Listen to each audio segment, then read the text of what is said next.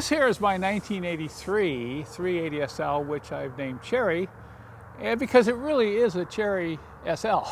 I mean, it's really cherry. And of course, the color, you get the pun. But about a year ago, I decided I wanted to take off the wheels that came with the car. Somebody had put 15-inch wheels on it. They didn't look right. And I wanted to put the original bunt cake wheels on it, and I wanted chrome because I thought chrome would really look nice with this red paint. The problem is, all the chrome wheels I had leak air. And that's so typical of those wheels because the chrome plating flakes off the aluminum along the bead edge where the tire seals, and they leak. If any of you have had chrome wheels, you know it's really frustrating to come out and the tires are flat. So I set about repairing these wheels by going in and grinding out the corrosion and then coating them with a very special paint. This is not a normal paint, okay? And I said, this was March of last year, I said, okay, in 6 months I'll come back and I'll report and see how these are working. Well, it's been a year. And it's so nice. Most of the time this car's in storage. I try to drive it once a month. When I come out, I don't have to add air. I think probably over the last year, I've put maybe 1 or 2 pounds in a couple of the tires, and that's typical of any wheel. But this was pretty amazing to me because I've had so many problems with chrome wheels over the years. I like the look of chrome. Take a look at this. You cannot argue.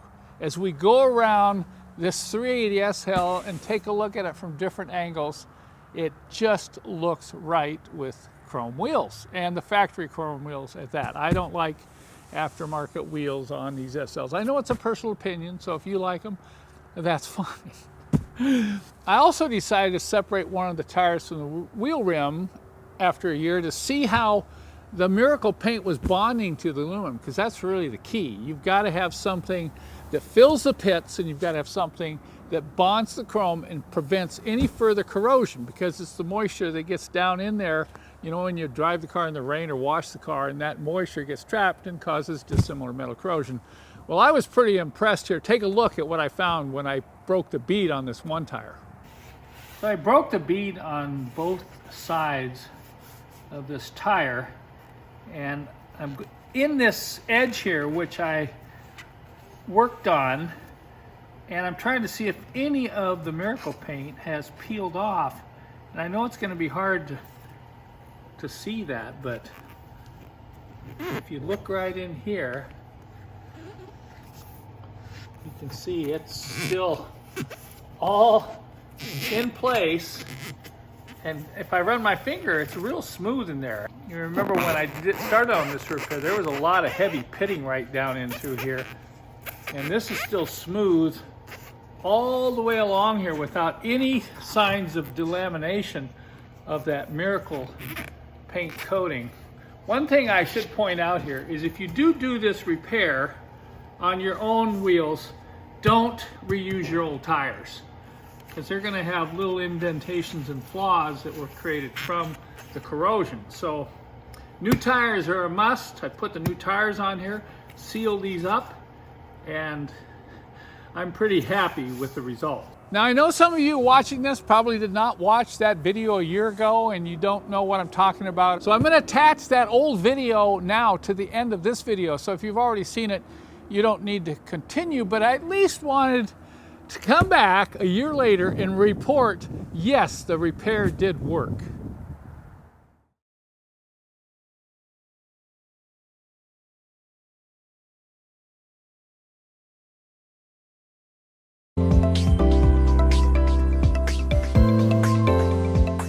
Alloy wheels, these things can be a real love-hate relationship if you've been around them at all. I don't think I've had a set of chrome alloys on any car in the last 20 years that haven't eventually leaked air. Now, they look cool, as you can see here on this 300 SEL 4.5, that I want to put a full set of chromed alloys, but I've got two that are leaking very badly. One, not so badly. One leak takes a couple days, the other leaks down overnight. And it's really frustrating. You come out, and the tire's flat. You say, okay, I'm done with alloys. But you have to admit, they look good. So we're going to try to fix these. We're going to try to fix them so they will last. This is an attempt to come up with a permanent fix. And let me show you why they leak. If you're familiar with the problem of dissimilar metal corrosion, this is what happens. When you chrome over aluminum, you set up a perfect environment for dissimilar metal corrosion when moisture is trapped next to it. And that's what happens. The tire's put on, the bead traps the moisture, and look at that. Look at the corrosion. And when the corrosion starts under the chrome, it starts flaking the chrome up, and it'll lose the bead seal, and of course it's going to leak air right out through here. So you can see quite a bit of corrosion there. If I flip it over, you'll have spots that don't look too bad, but look at this one. This one's real bad. And then if I show you another wheel, this wheel's been worked on. Tire shop went in there and cleaned this all up, sanded it. They even sanded the factory grooves off, and yet, here you go. You got a little corrosion there, a little corrosion there, and some corrosion. Looks like they tried to use some sort of sealer there, and you flip it over here and see this. That doesn't look too bad, but you have these little spots of corrosion that are starting to creep up again. And so this is the one that's leaking very slowly. And this one here is the one that's leaking quite rapidly overnight. And you can see why. Look at the heavy corrosion. So this is what I'm going to do. I'm going to do a repair using Miracle Paint to see if I can get these wheels to hold air. But I've cleaned these up. I want to show this to you right now. You can see I've got in here and cleaned all the corrosion off. My intent here is to come up with a kit that will allow you to take your chrome wheels and fix them so they won't leak. A lot of times you'll come in and clean up these tire bead areas and you'll get the corrosion off, and then it starts corroding again because of this problem of dissimilar metal corrosion. And you saw that earlier, but I got in here and really cleaned these up. I mean, they're looking really good. Make sure, number one, the corrosion can be stopped, that it won't come back, and then provide extra sealing to the bead of the tire when it seats down on the rim when you put pressure to the tire. After spending 20 to 30 minutes with these here in the shop, I've gotten them in pretty good shape. There's some areas where they're beautiful, but then you get over into here and this is where all that roughness was. Now that I have most of this corrosion removed, I even came back and did some more work with some fine sandpaper. I went ahead and cleaned it. You can clean these bead areas with either lacquer thinner or brake cleaner, but use a lint-free towel. Look at this. Can you believe this? As I went and cleaned every one of these lips on these two wheels, I ended up with a rag that was this dirty. So you might have thought your wheel was clean, but not so. You have to have this thoroughly clean of any wax, grease, or any other foreign material, or the Miracle Paint is not going to stick. So I've got it ready here. I've warmed the wheel up so it is at room temperature. Now I'm going to take and begin to coat these areas with a light coat of Miracle Paint. I'm going to go from right from there to right about there. You don't want to go out past the edge because the Miracle Paint spots will show when you put the tire back on. So this is where I'm going to apply the Miracle Paint.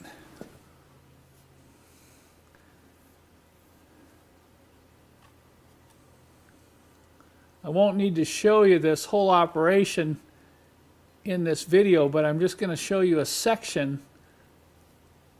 And don't put it on too thick. We are actually going to come back and do a second coat on those heavily pitted areas, but for now we're going to do both wheels, both bead areas on both wheels. You'll have to use light strokes as you apply the Miracle Paint in this fashion. You can tell this isn't something that you're going to whip out in just a few minutes. It takes a little patience to work this Miracle Paint around in all these bead areas on the wheels and not get it too far over the edge. It takes a little brush work. I've let this first coat of Miracle Paint dry for about 3 days. The longer you let it sit, the harder it's going to get. And if you look right here, there's some areas where I'm not going to have to do anything more to. They're absolutely smooth and very nice, but then you get over here and you start seeing the pits, the heavy pits. I want to show you before I continue just how tough this Miracle Paint is. Watch as I try to scratch it.